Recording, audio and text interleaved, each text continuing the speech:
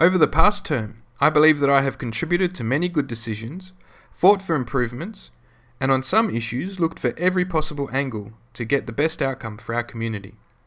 Two primary examples of this is my push to have staff investigate and pursue an agreement with Dipti for the council to have control and responsibility for some pockets of Dipti land so that we can plant and maintain some vegetation. Would be great if Dipti would do this, but if they continue not to, it is the local residents that lose out. The second local issue that I pursued from all angles was the new Kaufland development on the old Le Cornu site.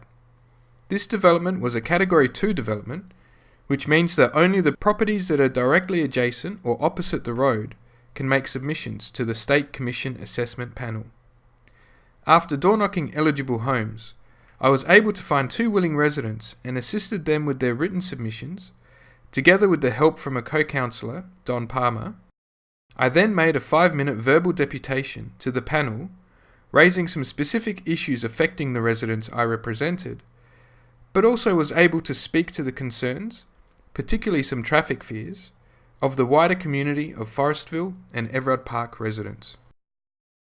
Some of the local outcomes that occurred during the past term that I was heavily invested in include the very significant street upgrades, including Goodwood Road, Leader Street and Narn Terrace redesign and rebuilds.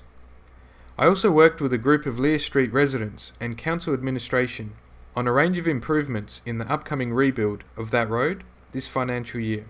The incoming council will still have to green light it though. At the start of the term, Council conducted a Local Area Traffic Management Plan, or LATM, identifying all the possible treatments that could be done and assessing the levels of traffic flowing through our streets. Although the majority of options, including various roundabouts, were deemed unnecessary at this point, it's all sitting in the top drawer and ready to go, should we need to make any changes, as more developments occur. As part of this process, various locations around the ward received 4 and 3 hour parking restrictions, as a trial and then permanently.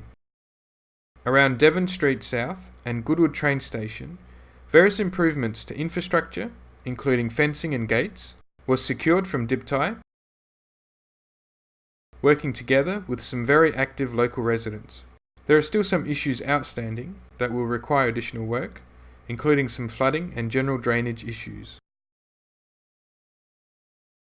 Early on in the term, there was some discussion of leasing the front of Goodwood Library to raise about $50,000 in additional revenue for the council. Working with local residents, I drafted a motion which later was passed, preventing such plans in the future.